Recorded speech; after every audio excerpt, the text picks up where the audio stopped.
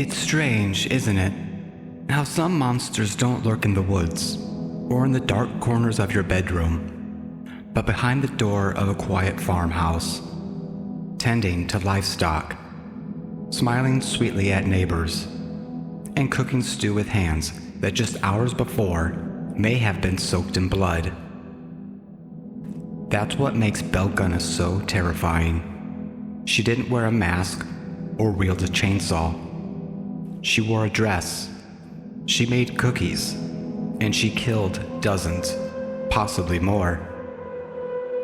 I'm Dr. Terror, and tonight we're going to talk about one of the most cold-blooded murderers in American history. She was known by many names: the Black Widow, Hell's Belle, but most people remember her as Belle Gunness. Born in Norway in 1859, Belle immigrated to America in 1881. She settled in Chicago, where she married a man named Mads Sorensen. Together they opened a candy store, which mysteriously burned to the ground. Not long after that, Mads died. Doctors ruled it a cerebral hemorrhage, but strangely, it just happened to occur on the only day 2 of his life insurance policies overlapped. Belle collected the money and moved to Porte, Indiana. Now, you have to picture this. Porte was a quiet farming town in the early 1900s. It had that classic rural charm. Horses clopping down dirt roads, kids playing stickball in fields. Most people left their doors unlocked, and gossip spread faster than the flu. So when Belle Gunness bought a farm just outside the town and started running her own hog operation, people noticed, especially since she was different. Belle was large, over 6 foot tall, broad-shouldered, and strong enough to drag a full-grown pig across the yard by herself. People said she had a hard stare, the kind that made your stomach twist if you caught it too long. Still, she was a widow, and people felt sorry for her. After some time, Belle began placing ads in Norwegian-language newspapers across the Midwest. They read something like this: Comely widow, owner of large farm in La Porte, Indiana, desires to make acquaintance of gentlemen equally well provided, with view of joining fortunes. No replies by letter considered unless sender is willing to make personal visit. And men responded. One by one, they traveled to her farm. And one by one, they disappeared. The neighbors noticed things. Belle's suitors would arrive with suitcases, often containing their life savings. Belle would welcome them warmly. They'd been seen around town maybe once. Then, nothing. No goodbye, no letter, just vanished.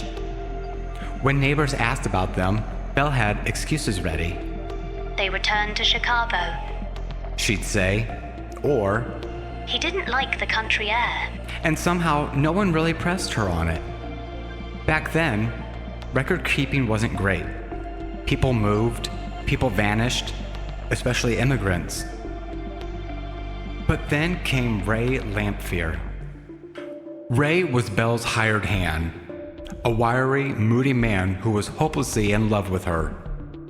But he grew jealous when the parade of suitors kept coming. He started making noise about what was really happening behind the walls of that farmhouse. Belle fired him and went to the sheriff claiming Ray was threatening her. She even said he was insane. Not long after, on April 28, 1908, a fire engulfed Belle's farmhouse. Firefighters arrived to find the building reduced to ashes. In the cellar, they found the bodies of Belle's children and a headless woman presumed to be Belle herself. Everyone assumed Ray had done it. He was arrested, tried, and eventually confessed to helping Belle dispose of the bodies of her victims. but swore he didn't kill her. He said Belle had everything planned. She faked her death and vanished. Then came the digging, and that's when the truth finally came out. Sheriff Smutsner ordered an excavation of the pig pen behind the farmhouse, and what they found was a horror story. Bodies. Dozens of them. Men, women, even children. Some were in burlap sacks, others just bones and teeth. One man's body was found with a crushed skull and quicklime poured over it.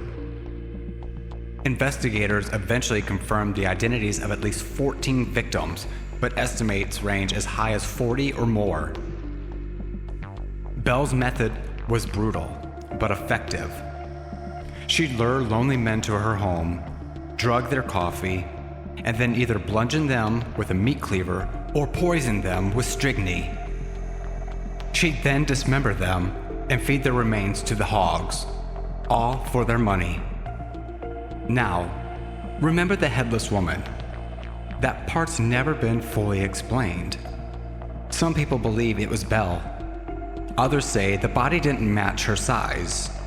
Remember, Belle was a big woman. The corpse they found was significantly smaller. Some say she killed a housemaid, dressed her in her own clothes, chopped off her head to hide the identity, and set the house on fire. Then, she simply walked away into the night and was never seen again.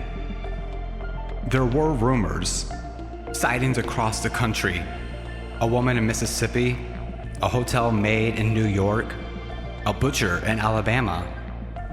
But Belle Gunness? She was never caught. It's been over a century since she's vanished, but her legend still lingers.